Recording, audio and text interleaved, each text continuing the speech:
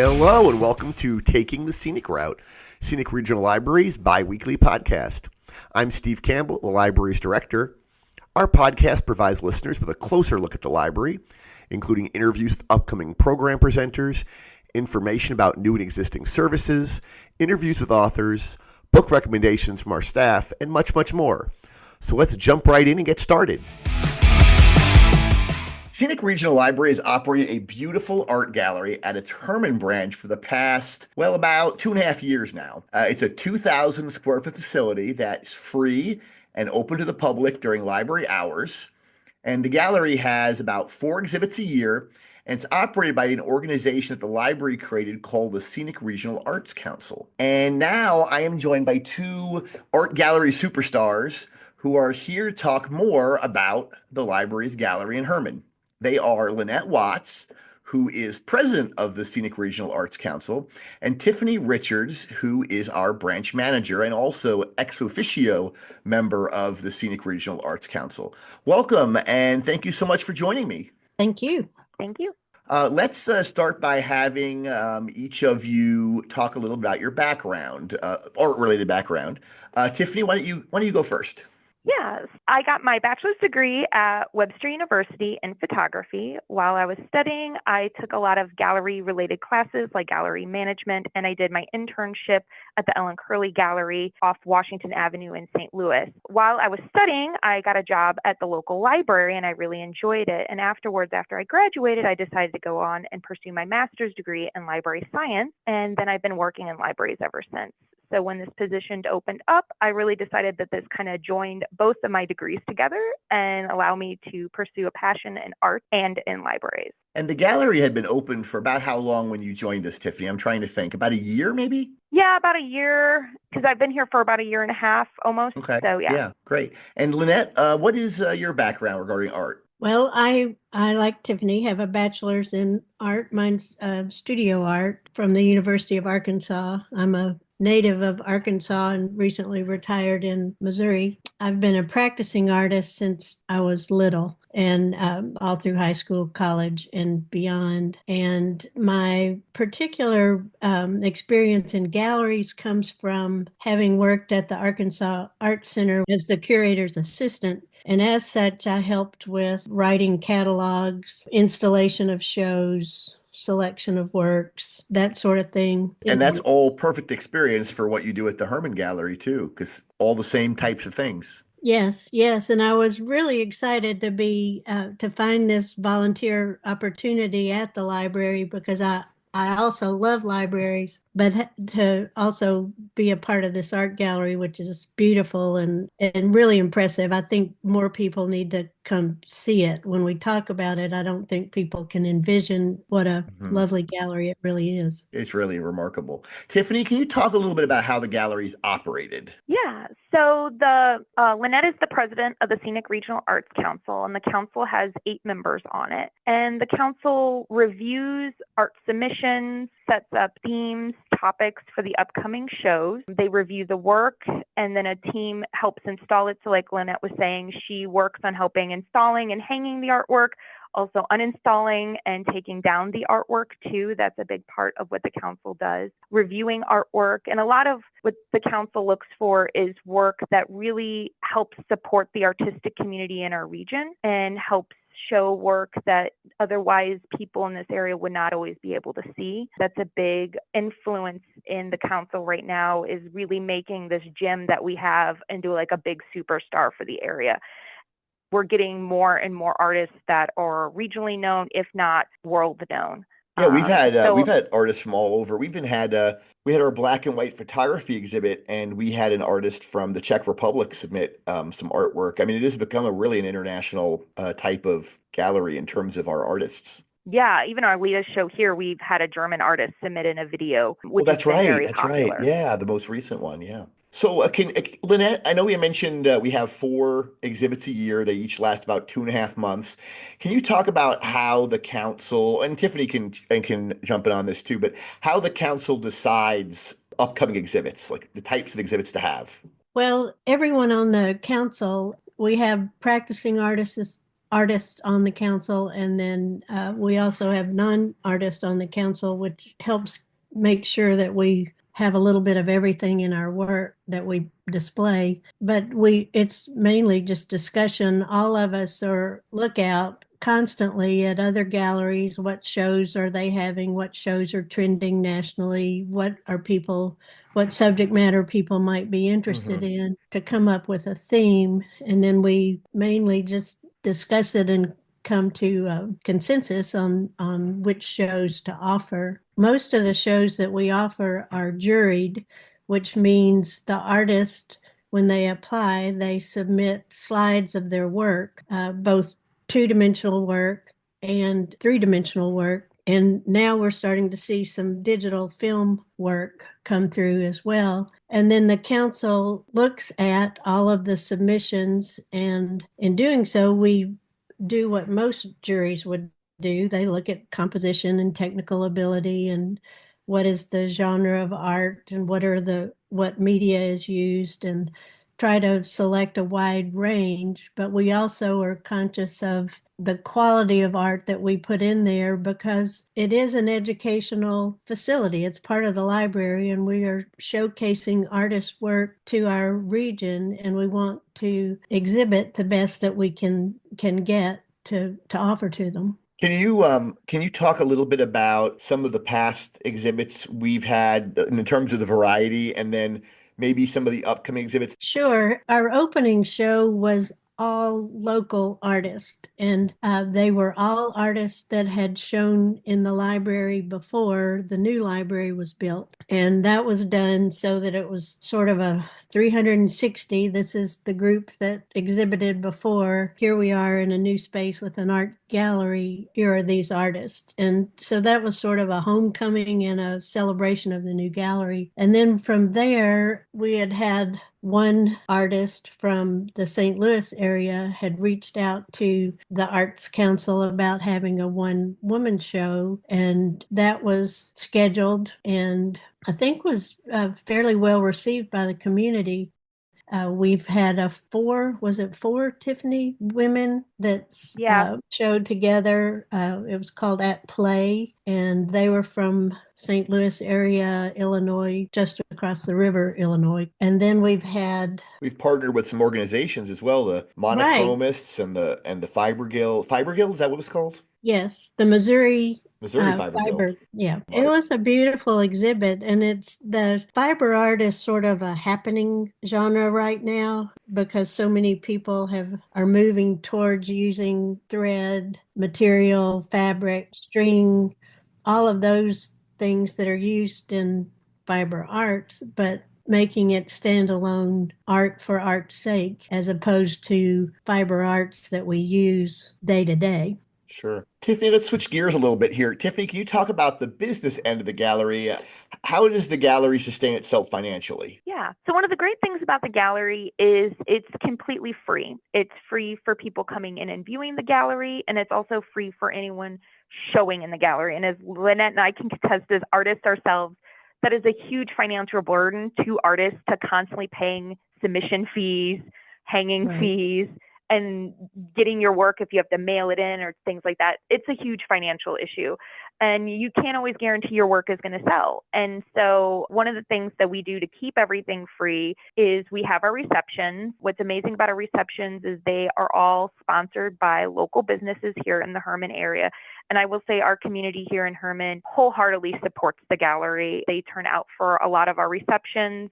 They are always kind in their generosity and financially supporting us. So we usually have local sponsors that support that overhead cost. And then a lot of what I do is grant writing and finding other financial support for our overhead. Our largest overhead is advertising, just getting the word out. As Lynette said, we want to show everyone this amazing gallery that we have. And it's worth the trip, because I think a lot of people think just because we're in a rural area that this is going to be a tiny closet, and it's not. It's a gorgeous space. And we put a lot of work and effort into finding amazing artists to show in this space. And we just had our first fundraiser event this year. And so I was very excited about that. And so we're constantly finding new avenues to support, to keep it free for artists and for our patrons. And when we started the gallery, 2.5 years ago, I never expected that within 2 years it would be financially self-sustaining, basically.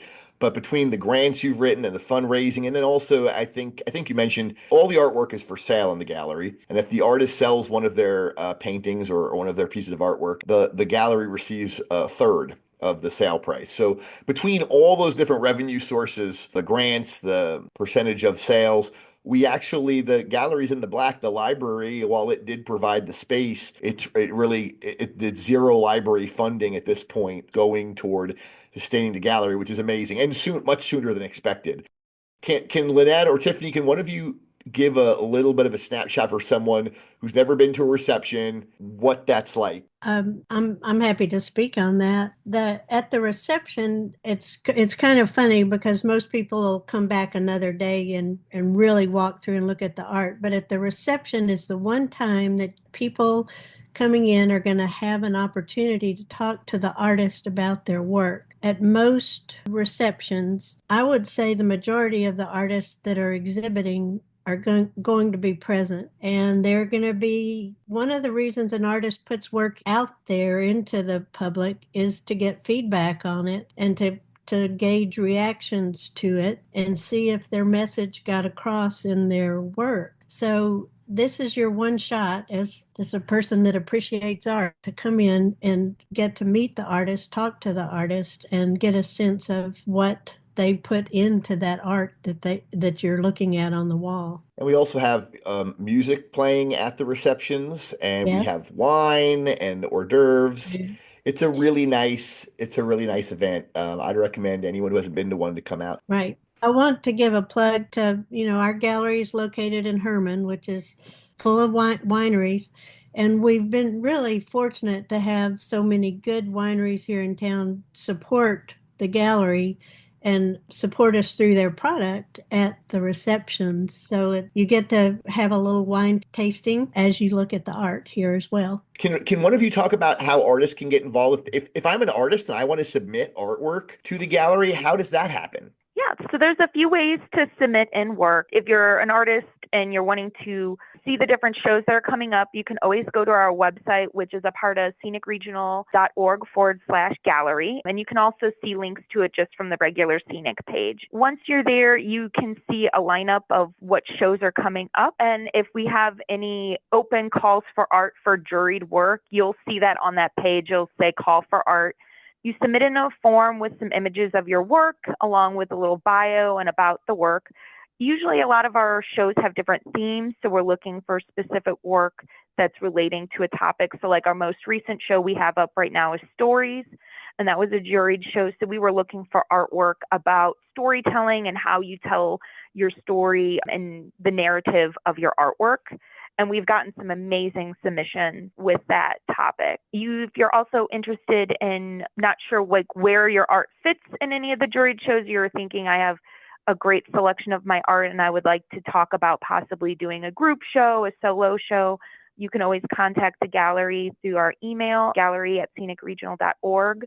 And we can help you fill out that form and talk more to the council about that. You can also see any of our Call for Arts or what's coming up with Facebook. That we post a lot on Facebook, and we like to post a lot about our artists and different shows. And then, of course, a lot of times we have artist talk and artist programs that go on with the shows too, and we post those on Facebook. As you mentioned, the gallery has its own Facebook page as well. It's not part of the Herman branch page. It's an independent page that people can like and follow that as well. You said there's a mailing list too, an email list, you said, Tiffany? Yep. Yeah. And so from the website, you can join the email list. So you'll get emails coming up about shows coming up, current call for arts, and things like that too. And just to say it again so we can hear it, it's scenicregional.org/gallery. That's where they can get all the information on the upcoming exhibits and things like that.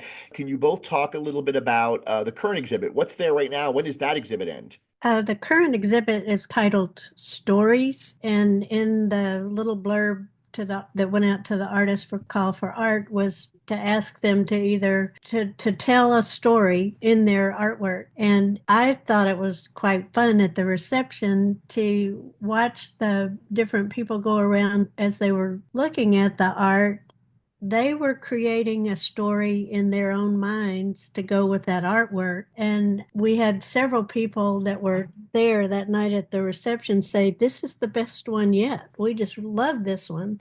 It's a fun exhibit. I mean, there's some serious subject matter in there as well as light, but I think it's colorful, and there's a wide variety of styles and genres in that. So it's well worth a look. It's beautiful. Wouldn't you say, Tiffany? Oh, definitely. And we've gotten so many compliments on this current show. And what I really love, because I'm here at the library all the time, but seeing our littlest patrons ask, "Can we go see the gallery? Can we go see the gallery?" And they come in once a week and they still want to go see the show in the gallery. And we did have a lot of younger patrons for this show too. And it was great to see them being able to enjoy art and to be able to see it and love it just as much as the adults did too. And we mentioned how we have artists all over the region and even over the country submitting artwork for our various shows. What I really kind of think it's wonderful too is I've met so many people at the opening receptions who are either art students, like you both were in college. This gives them a great avenue to exhibit their work in most cases for the very first time. They come in, they're so excited about getting to have their artwork in a show, like a professional gallery show for the first time. And so I think it gives them an opportunity they wouldn't be able to get it necessarily at other galleries. I think Definitely. that's true. Do you And we saw a lot of that. no, go ahead, We saw sorry. a lot of that in this last show for Stories. We probably have the most diversity in our artists. And also we have a large range of artists that have never shown with us before, which is very exciting because we're getting newer artists. We're getting artists that we have not seen their perspective before. And as a viewer, it's really exciting because we're getting different stuff. And it was really cool because the selection was really awesome. It's fun to watch. Now we're in year 3. Our artist list has really grown, and we receive submissions from Kansas City. We had some from Cape Girardeau, Columbia, Jeff City, St. Louis, Illinois. They're coming from everywhere. And each artist brings in their little group of friends and fans to come see their work, which helps expand the knowledge of the gallery throughout the region. And we're starting to see some repeat visitors. There's one man, I think he said he was from somewhere in Kansas, that comes every time because he's building his collection through our gallery. Yeah, And wow. that's exciting, as an artist, to know that somebody's coming to this gallery on a regular basis to see what's on the walls because they feel that it's collectible. Can one or both of you talk a little bit about why you think having a gallery in a rural area like Herman is so important for people really of all ages? I can say, as someone who grew up in a very small town in Arkansas with no art gallery close by, that having access to art, I had to travel an hour and a half, 2 hours to get to an art gallery Wow. either in Memphis or Little Rock. To have access like that to art, it just feeds your desire to create. It sort of opens windows and to all other possibilities, and it opens your eyes to all the different genres of art. Most people, when they think art, they immediately go to realism, things that that's a tree. I can tell that's a tree next to a house, but that same tree in a house could be represented in an abstract way that they may never have seen before, or it could be in a fiber collage, or there's so much that can be done in the creative process that having access to that just opens your mind to possibilities of things you can make and do and create. Yeah, and it's really important because I think also it breaks down the idea that museums and galleries are exclusive and they're for Right. people who live in the city, and there's certain people that go to these kinds of places, but really they're for anyone. Right. And I think that that's great having it in this community because people who otherwise would not want to drive 2 hours to see an art gallery or museum, it's much easier to come here and see it. And it starts to break down those barriers. And that's what libraries are all about, is breaking down those barriers. And how do we get great resources and experiences for people? And I think that's really what we're doing out here. Well, you're both doing a fantastic job. The whole council's doing a fantastic job. Tiffany, as we're parting, can you, those people who are coming into Herman, maybe you're visiting Herman for a weekend, can you give them the library's hours so they know? Yeah, we're open Mondays, Wednesdays, and Fridays 9 to 6, Tuesdays and Thursdays 9 to 8, and Friday 9 to 5. Sometimes it's hard to find, so if people need help finding directions or want more information, they're more than welcome to call the library here. The phone number is 573-486-2024. Great. And our next exhibit coming up is March 7th. That's Missouri Masters coming up, which is going to be a really exciting, big show for us, I think. Yeah, we have some really great names that, as the title says, Missouri Masters, artists within the area who are very well known and have a following of their own. Who are the artists that will be in the Missouri Masters show? We will have Brian Haynes, Hans Droog, Gary Lucy, Billy O'Donnell, and Michael Baumheister. Yeah, Michael Baumheister. That's a tough name. Okay. And that starts on March 7th, and the reception will be from 6 to 8 at the Herman branch. And thank you both for all your hard work on the gallery. And thanks for joining me on the podcast. Thank you for having us. Thanks. Bye. For those who don't know, Scenic Regional Library offers something called electronic databases. And these basically are websites that normally cost money for people to access, but they can access them for free with their library card. They include content on everything from genealogy to foreign language instruction to car repair information. Like one example of that would be Ancestry.com, where you can buy a subscription on your own, or we own it, the library owns it, and then you can use your library card to access that for free. Some of our databases you can access from home. Some of them you can access only in the library. Most of our databases you can access from home with your library card. So we have a committee of library staff members that evaluate all our databases each year to determine whether we want to keep them or eliminate them or replace them with something new, a new product, a similar product. And the committee recently decided to replace a database we have called Creative Bug with a new product called Craft and Hobby. And I'm joined by two people on our committee to talk about this new product, our collection development manager, Paul Schrader, and our St. Clair branch manager, Alicia Cullen. Welcome to the podcast. Hi. Hi, well, thank you, Steve. Well, I wanted to get started. Let's begin by having you tell our listeners how the committee that you're both on decides which databases to keep and which ones to get rid of. Well, we look at all the databases that we have over an annual basis to do this exercise. So we look at a few at a time, and basically what we're looking at is the popularity of the database, which is more or less how much it gets used. Okay. The content of the database, so what it's providing for our patrons. We're also looking to see if there's an increase or decrease in usage and what that may entail. We look at the content in the sense of, how much information it's providing. Is it providing, enough information that our patrons are getting what they need out of it? Are there gaps in there? If there's gaps in there, we may want to look and see if there's an alternative product out there that may provide the service, and information to our patrons, in a better manner. And last but not the most important part of it too, but as a part of it is the cost of the database. So when we're looking at usage, and part of what we're looking at is the cost per, click, or how much it costs us to use it. So the more people that are using a database, the more interest there is in it.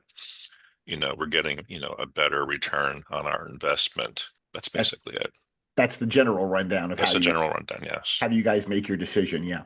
So for those people who have never used, who never used Creative Bug, and who, of course, they haven't used Craft and Hobby yet because it's not available yet, can you tell me, what does Craft and Hobby offer? What does this particular database have for the public? Well, it definitely has the crafts, but we have expanded on the hobbies with this platform. The crafts that it offers, you have your typical needle crafts like sewing, crochet, knitting, quilting.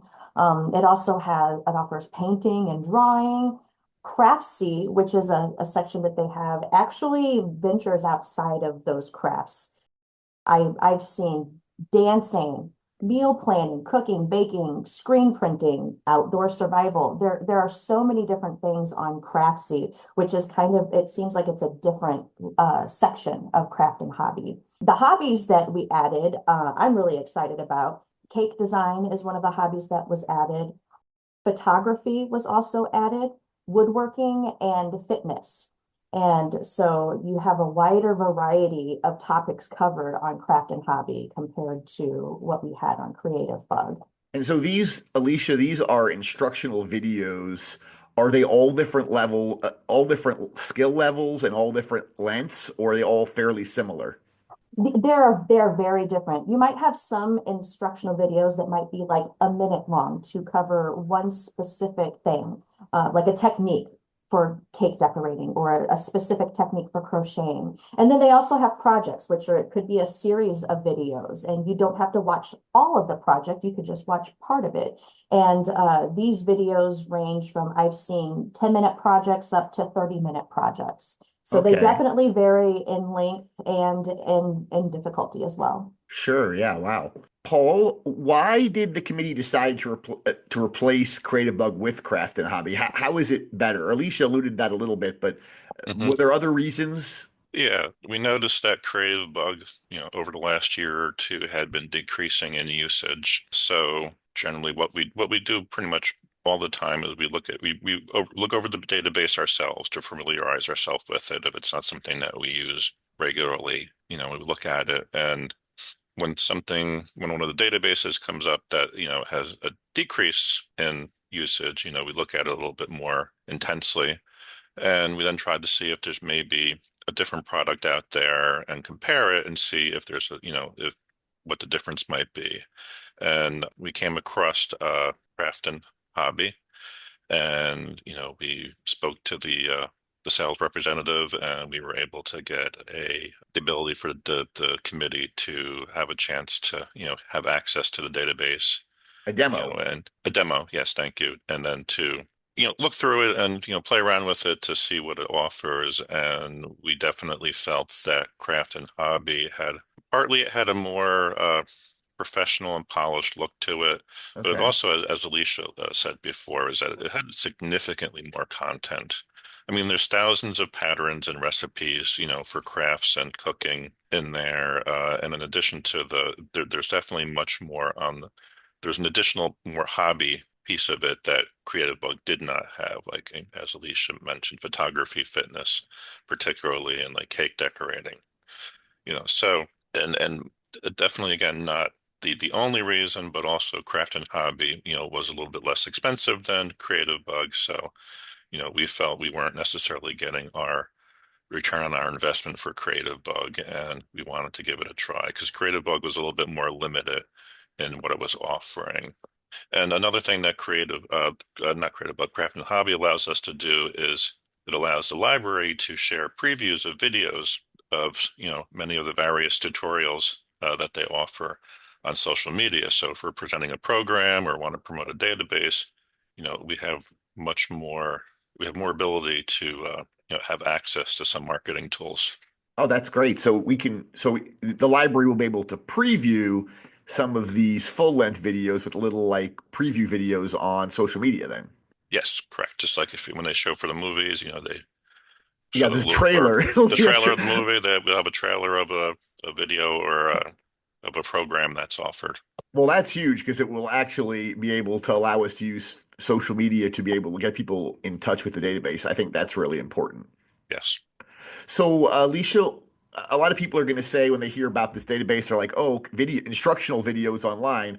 I go to YouTube and get that information now already, and it's endless and it's free. I don't have to use my library card. Why do you think that this database, Craft and Hobby, is superior to YouTube for people to use for this kind of instructional video? Well, I can tell you that it is definitely better for browsing this kind of content. If you've ever been on YouTube and you go to browse videos, there's a lot of stuff there. And really the videos that you're browsing, they're there as a result of an algorithm based on your past viewing. So you can't just like click on a category for crafts or for sewing. They do have categories, but not anything like we have here. And if you go to search your subject in YouTube, you can get an overwhelming number of results. I don't know if you've ever searched there and you've just been so lost you don't know where to begin. And also by looking at those results, it's really hard to tell what videos are going to be presented by someone who knows what they're doing. So with Craft and Hobby, you don't have to worry about that. They have done the vetting for us, and the presenters are world-renowned experts. So it's not Sally down the street who knows how to sew. She may be great at sewing, but we don't know that. So it's a so Yeah. so it's a quality over quantity thing for sure. Absolutely, absolutely, for sure. And one thing that you can do with Craft and Hobby that you won't miss from YouTube is that you can stream it to your TV. If you have a Fire Stick or a Fire TV, Apple TV, Chromecast, HDMI cable, you can stream all of that to your TV. So you're not limited to your computer or your phone. So you can watch fitness videos on your TV Absolutely. using Craft and Hobby. That's great. Mhm. So do they have advertise? I know like YouTube, a problem that I hate about YouTube is that you have to watch a 10 or 20 or even 60-second advertisement before you even get to see the video. With a database like this, I assume there are no advertisements, correct? Correct. Yes, that is definitely a huge plus, is that you don't have to watch videos. No ads. Woohoo! So no vetting on your own, no concern about whether the quality of the video is accurate, and then of course no advertising. That's a big plus right there. Yeah. Plus, plus, plus, all the way. So when is this launch? When is this new product available for us? It will be available February 1st. And it's accessible from home with a library card too, correct? I just want to confirm that. Yes, it is. That's correct. Okay. Is there a mobile app for it?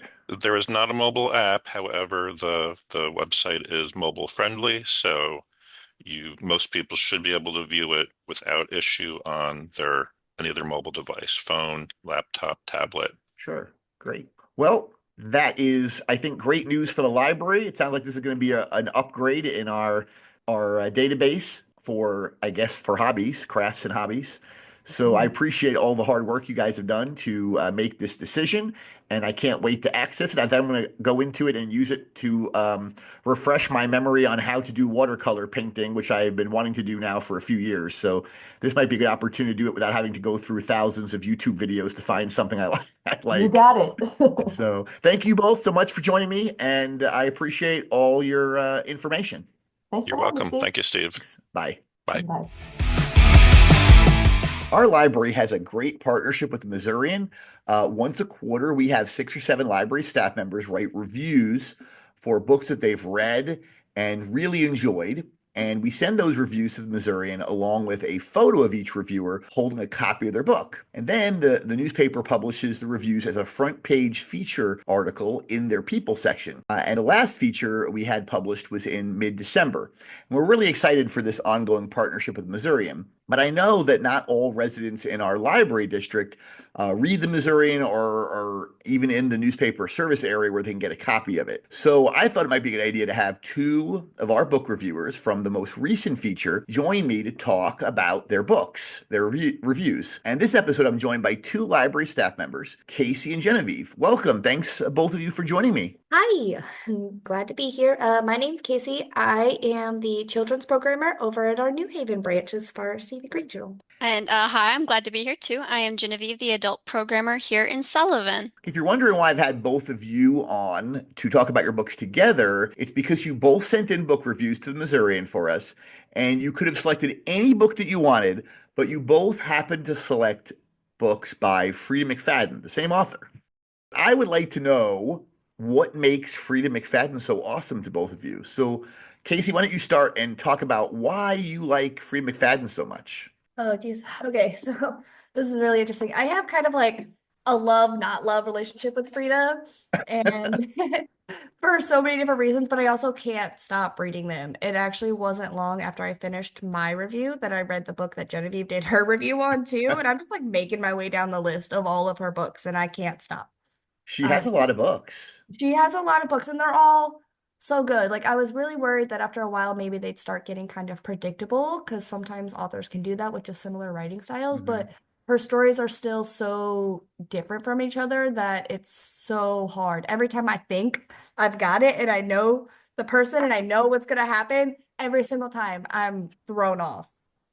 I try so hard, but it's one of the reasons I really love her books. She's known as like the queen of twists, and I have to give her that title because she really, really is. She's got a really fast-paced writing style. Like everything is very action-packed. There's not a lot of fluff in there, so that makes the books really easy and quick to read and get through. Like very, very action-packed. You just don't want to put it down, read it in one sitting kind of thing, which is Hmm. super nice. And I'm a big thriller fan, and her books are very thriller. Housemaid is what made her really popular. And I mean, some of her details can definitely get a little dark and gory if you're into that kind of thing. Um, Genevieve, what has drawn you to Freida McFadden? Is this your first Freida McFadden book? It is not. So the first one of hers that I read was The Housemaid. I got into that because I kept seeing it on like different social media sites and everything, and I loved it so much. And now I've actually read 10 out of her 24 books. Never lie, the one I wrote the review for was the most recent. And so I like all of the ones I've read thus far of hers. She's really, really good at taking a book that should take forever to read and making it something you can finish in a day. She does like really short chapters and they're all like really action packed. And so I can sit there for hours and just read because I have to figure out what happens next. And for those who don't know, so she specializes in, I guess she's a practicing physician in the Boston area, and so she specializes in medical thrillers. Is that correct? That's what you'd call those? What I was it, think the Casey? ones, oh, go ahead. oh, I was just gonna say sometimes. I know she's got a couple, like there's one that just came through this morning that I actually want to check out here at the library. And it's about brain injury and stuff, but a lot of them touch on a lot of different topics. She has books about like boyfriends, people who work in vitamin supplement stores or are a podcast author or whatever. She has all kinds of characters. Like I wouldn't necessarily call them medical because they're Okay, not all medical. okay. I know you mentioned The Housemaid. That's supposed to be being made into a movie. When I did a little research on her, it's supposed to be. They didn't have a release date yet, but it's being turned into a movie too. Yes. Say, I'm excited. I can't wait to go in and like get to see it because I've been seeing some stuff for the production for The Housemaid. I'm ready for it to hit the theaters. Say, actually, whenever that one came out, at the end of her book in The Housemaid, she has her email address and she lets you like email her, and you can tell her Wow. what you think. And I did. That was the first time I've ever done that for an author. I emailed her and told her how much I loved her book. So that was like really high up for me. And she responded. She was like, "Oh my gosh, thank you so much. I'm glad you liked it." And I was like, "Oh my goodness, she actually answered me." So she's very, very Wow. nice. That is amazing. Wow. So you mentioned she has 24 books out. She also has a new book coming out on January 28th, which is called The Crash, which we'll have as well. I guess you're both on the holds list for that already. Yes, absolutely. Yeah. Already sent it into the buyer. So hmm let's jump back. We probably should have done this first, but I don't work in a very linear way when I'm when I'm doing things. So Casey, you read the book you reviewed by Freida McFadden was called The Boyfriend. What specifically about that book did you like so much? And what's that book about? That one is it's about a girl and she has two best friends and they live kind of in an apartment area in the city and her one of her best friends ends up murdered and so that's kind of like the premise of that story and she also ends up dating this doctor who is just like super dreamy and perfect and just almost too good to be true and she's just kind of also trying to figure out what happened to her best friend and I don't, it's really hard to talk about a Frida story without giving away too many spoilers. So it's really, really hard to do that. But it was one of my favorites. And also one of the ones that like kind of brought up that like hate-ish relationship with Frida. Because sometimes some of her characters, I'm like, what are you thinking? How does this seem like a great idea? But it always comes full circle. And like that book I was almost to the end and I was like, man, I don't know how I feel about this, but we got to the very end and the twist that happened, like I thought I really had this one figured out and I almost did, but that last twist she threw at the end, I was like, I take back everything I've said about this book that was negative. It was beautiful. It was that full circle twist at the end, just like completed the whole book for me. And I was like, yep, okay, I love it. It's amazing. And I finished it right around the time you asked for a review. So I was like, here you go. So what number book of hers is this for you? Genevieve said she has read 10 of her books. How many is this for you? I'd say I'm probably right around there, around Okay. 10. I'm reading another one right now, actually. I've usually got one kind of in my reading catalog to go through with all the other books I read and stuff, but I've probably read at least a good 10 or 12. Great. Okay, okay, Genevieve, it's showtime for you. Ah, You reviewed Never Lie by Freida McFadden. What is it about that particular book what can you tell us about the book, I guess, first, a little summary, and then what is it about that book that you enjoyed so much? okay. So this is book Never Lie by Freida McFadden. We actually did it for a book club here at Oh, wow. Sullivan, and all of my ladies loved it. It's about this married couple, and they kind of they're going out to view this house that used to be owned by a psychiatrist, Adrian Hale, who disappeared a couple 3 years prior. They end up on getting to this house, and it's kind of old and rickety, little creepy, and they end up getting stranded there. And while they're there, they're hearing noises and stuff in the attic, and they're trying to figure out where these noises are coming from, and like they think stuff is getting moved around, and they're trying to, because since they never found the body of the psychiatrist, they never know if it's her, if they think it's someone else, or you'll never know until the end. And I'm not going to tell you anymore, otherwise I will spoil it. But it was really good. It's probably one of her creepier ones. I just liked it because I was left guessing the whole entire time. I kept thinking the plot was going to follow a certain line, and she just blew it out of the ballpark. Completely took a hard right turn. I was like, "Oh my goodness gracious." I could not put it down. It was definitely one of my top Freida McFadden books. So she presents lots of twists and turns, plot twists and turns. Oh, Yes. Casey, did you say you read Never Lie as well? I did. I read that one not long after I finished my review and seeing that it was on Genevieve's list. So I was like, well, we're moving on to this one. I also have to agree, it was a really, really good one. Well, anything you both would like to add about either Freida McFadden in general? I can't believe Genevieve reached out and contacted her and she emailed back. That's amazing. I'm sure she gets so many emails. I can't believe she can go through all those. Anything you'd like to add about Freida McFadden or about the two books you read? Maybe not specifically the two books. One thing I find, like, she has a unique little book. It's called The Widow's Husband's Secret Lie, and it's called a satirical novella. So, like, it's just like a funny little short story novel. Hmm.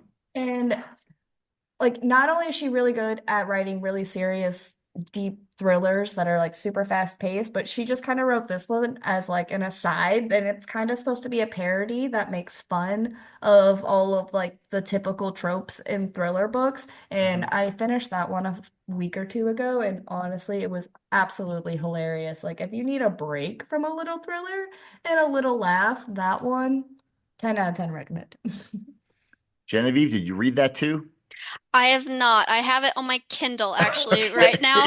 Okay. Say it's one that I've been seeing, and so since Casey said it was good, I'll have to give it a shot now, just because I love all of her books. You really cannot go wrong with any Freida McFadden that you pick up. You both could form your own Freida McFadden book club. It's the two I of you. We really could. could. We As soon could. as you brought up this podcast, I was like, I need to because I've already been talking about Frida and all of her books to everybody I know. So, like, to have an opportunity to actually talk about it was really cool. Yes. I find it interesting that Casey, I guess Casey said that. I know Genevieve's book Never Lie is actually one of the subgenres for that one is medical thrillers, but I guess I was under the assumption because because the author's a physician and specializes in brain injuries, like I mentioned in the Boston area. I assumed that they were all medical thrillers, but that's not the case, it appears. No, say her first couple ones that she wrote like Dead Med or The Devil Wears Scrubs, and then I think she ended up on branching out Huh. from that after writing several like along those lines. Okay. And The Housemaid, is that one of her earlier books, or is I know she's written 24, you said altogether, or 25, soon to be 25, but was The Housemaid the one that's being turned into a movie? Is that medical? No. No. No. No. Say that one is actually one of her newer ones. That one I think really got Casey didn't wouldn't you think like that one got popular because of social media just because everyone was Think talking about so. it for a while there? I definitely think The Housemaid is kind of what made Frida the big popular writer that everybody's obsessed with now because once that one got some traction, now everybody is reading everything. Like here at the library, that's kind of like Genevieve said, how I first found Frida is it just started coming into the library. I saw it a lot and was like, okay, everybody's reading this Housemaid thing. I should check it out. And I guess everybody's done the same because now I see Frida books coming in and out of the library all the time, So no matter what. what no, that was an international bestseller and it's being made into a movie like we mentioned a couple of times. What made that one so special? What is it you both think about that book that made it the bestseller? Ooh, that one, I really feel like, once again, I know we keep going back to it, but those like out of the ballpark twists that you just don't expect it to see it coming. Because usually, whenever she writes her books, she has it kind of split into parts, like a part one and part two. Hmm. And you know, as soon as you get to that part two, you're gonna find out what exactly you were wrong about. And then you'll be like, oh, yeah, so that's what it is. But that one was about a maid, and she ended up on working for this rich couple. And they were kind of creepy, definitely a little weird, and she couldn't figure out what was going on. And they had her in an attic that locked from the outside. And Oh. one night the door was locked. And that's all I'm going to say about that one, unless Casey has something else to add. Jeez. You got to read it for yourself, Steve. You got to read You, it I hear a common yourself. word, creepy, as these reviews are being talked about. Creepy, creepy, creepy. Yeah, Well, definitely it creepy. sounds like we can't really say much about her books without giving away information about the twists and turns of the plot. It really is. It's so hard to describe some of her books without giving too much away because, like, I mean, unless you read like your basic synopsis description on the back of the book, literally any other detail outside of those is pretty much going to be a spoiler of some kind. Yeah, I would agree with Casey on that one. You really can't talk about them without giving everything away. We don't Like, I want to do can't any say too spoilers. much. Yeah. Don't want to give away any spoilers. Okay, Mhm. well, thank you both for being on the podcast. I appreciate it. And thank you for talking about your books today. Thanks for Yes, having us. absolutely. Thanks, Steve. Thanks. Have a great day. Well, that wraps up our second episode of Taking the Scenic Route, Scenic Regional Libraries podcast. I hope you all can join me again in 2 weeks when we release our next episode.